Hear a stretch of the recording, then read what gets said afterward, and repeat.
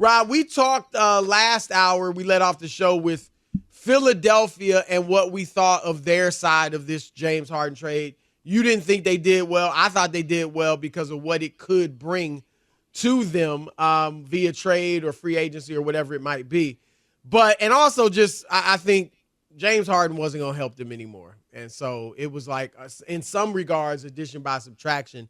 But let's look at it now from the Clippers standpoint, because there are those out there that are a bit baffled by why the Clippers would do this, Rob, because you have Russell Westbrook, who had been playing point guard, playing well. Now, he's not shooting. He's only averaging 11 points a game. He's only taking 8 shots a game, so he's actually shooting a good percentage. It's early, but still. So there are those that question this, Rob. So what are your thoughts on it? I like it. I'll share those when you're done. But I do like this trade for the Clippers. No, I mean, talent-wise, like I said earlier, Chris, it's not about whether James Harden can play or not. That's not the issue. The guy can play. If the guy would just stay in one place and play, and we saw this guy go into Boston game 1 with no Embiid and put on a clinic and a show, and beat them, Chris, in the playoffs. Right. And then he had another game 5. Which he balled out, and then he didn't show up in game 6 and 7, right? I mean, that's the issue with James Harden. Sadly, to no one's surprise. Right, that's the issue. That's sad, but can he play? And if you're the Clippers, again, you're a franchise that just finally made it to the Western Conference Finals for the first time in your existence. You have a brand new $1 billion arena coming up next year. A couple years ago. Yeah. Right, a couple years ago. And you got a team, you're trying to see what you can do. If you put it together, Chris, money's not an object for Ballmer. This dude's like one of the top, 3 or 4 richest people in the world. I mean, he's loaded. He's got plenty of money. He's not an issue. He wants more than anything is to, can you imagine, win a championship, and I'm jumping way ahead, and then open up that new building the next season. You know what I mean? With the star power that he's put together. So I'm not mad at the Clippers. They're trying to win. They look at Denver and look what they have there. That's who you have to be able to get past and slay those guys for the most part. I like Denver a lot. I told you I have them repeating. But getting James Harden, and if this guy can play a full year, be productive, Chris, and play a entire series or whatever, then maybe they have a shot. And maybe they definitely have more of a shot than they did without having them. And they were able to keep their depth and the players off the bench. I like the Clippers roster up and down, and I told you before. I like everything that they have going, including the coach. I mean, I think that Tyronn Lue has proven to me what a really good coach he is. In watching him since he came to L.A., Chris. So I like what they did. The question's the fit. Actually, there's another big question. It's related to that. The question's the fit. But what I like about it is they did not have a true playmaker on that roster. All right. In the past, Kawhi Leonard and Paul George have handled the ball a lot, and they're capable. It's kind of like Boston was with Jason Tatum and Jaylen Brown. Good defenders and good scorers, and they can also handle the ball and distribute. Not point guards, not true point guards, no sixth sense, don't see the floor incredibly well, but they dribble the ball well enough, they pass well enough to run the point, essentially. And those two have had the ball in their hands. This year, it started differently. Westbrook's had the ball more, so they're used now to, they've been playing off the ball this season. And the offense has been rolling, and now the ball will be in James Harden's hands. I'm guessing, Rob, they're going to start small. That they're going to start Harden, Westbrook, Kawhi, Paul George, and Ivica Zubac, who I really like him for what he is, the big 7-foot I can't center. believe the Lakers gave him away. He's not great, but he's a good, big body. I like him for what he is. Good. Yeah, he kind of is like Yusef Nurkic to me, but, a good center. But I like it because Harden, look, I think ideally, Rob, Harden averages 17, 18 a game and 10 assists. That might go up because what his presence does is it allows Kawhi and Paul George to not have the load on them as much night in, night out. So maybe that keeps them healthier. And if one of those guys gets hurt, which sadly, is a very good possibility, now you've got another scorer, bona fide scorer, who can pick up his point total if one of those guys is out. The big question to me, Rob, is Russell Westbrook. What does this do to him?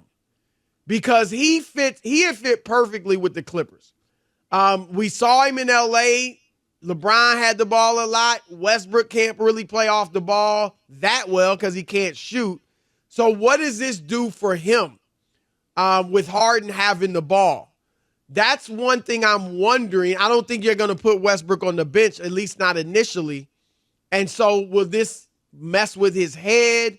We know they didn't work together that well in Houston. It was okay. They made the playoffs and they had some moments, but it certainly wasn't a seamless fit.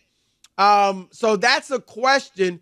But I'll tell you what, Rob, if you watched the game a few nights ago against Utah, they were down 10 in the fourth quarter and went small and then came back and would have won it but for a late Jordan Clarkson bucket. Right.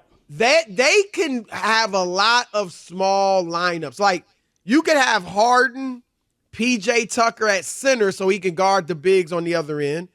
Kawhi, Paul George, and either Norman Powell or Terrence Mann. And those guys, all of those guys can shoot the three. They can switch everything. And that could be a cup. Or you could put Westbrook in there, and even though he doesn't shoot the three particularly well, the floor will be spread if they go 5 out, where he'll be able to get into the drive to the bucket and either finish or kick it out for a three. So I think it gives them a lot of versatility.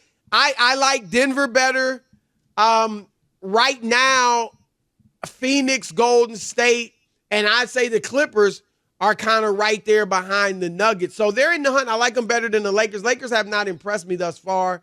I think Sacramento's tough too, but the Clippers got a little bit better. Certainly not a favorite in the West in my view, although the odds, Rob, have them as a favorite, which I think is kind of crazy because when we talk about Phoenix and the Lakers being injury prone, more than any other team, the Clippers are the one you have to worry about being injured.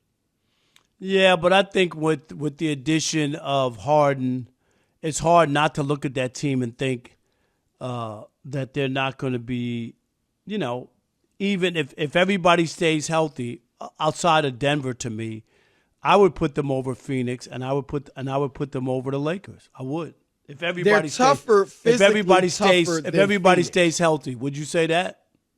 I think they're in the hunt with that, because they're physically, I think they could bother Phoenix. Like Kawhi, if he guarded Durant, would give Durant Durant's going to score, but I don't think he'd be efficient, because I think Kawhi would muscle him and bother him. If that, or anybody else could. I think Paul George would get some length, but I want to see it first. But yeah, I think they're in that batch, that second batch with Golden State, which has played great. Steph is playing out of this world. And Phoenix. But yeah, I like them. I think they got a little bit better. But I don't think I think they were the favorites in the West after the deal. I think that's a little ambitious. But they're a good team, and we'll see how Ty Lue brings together. Again, Rob, the key is to stay healthy. If Kawhi Leonard's healthy, because here's what I like, Rob. We know he can play well in the regular season. His biggest issue in his career has been his postseason struggles, right? And big moments, shrinking in the big moments. That almost is not even a factor anymore because he's the third option. If Kawhi's healthy, if Paul George is healthy, they're the scorers. And then even if Harden has a 2 for 11 night where he's just not shooting for some reason and he's getting rid of the ball quickly, they still could be okay, Rob. Because You know what I mean? And then that's not even to mention Westbrook or Norman Powell, who might be able to pick it up with a big night. Oh, absolutely. They have plenty of people, plenty of pieces. They don't. It's not like you got to be relying on him only. Right. He's not. And I agree with you. He's the third piece, third option. That's a great third option. How many teams would die to have him as their first option? Forget about third. Right. Third option in the NBA with that ability. You love him as the first option in the regular season. Just not the playoffs. Playoffs, third option is good. You remember in Brooklyn, he got injured in the first 19 seconds or whatever that was. Right. That was crazy.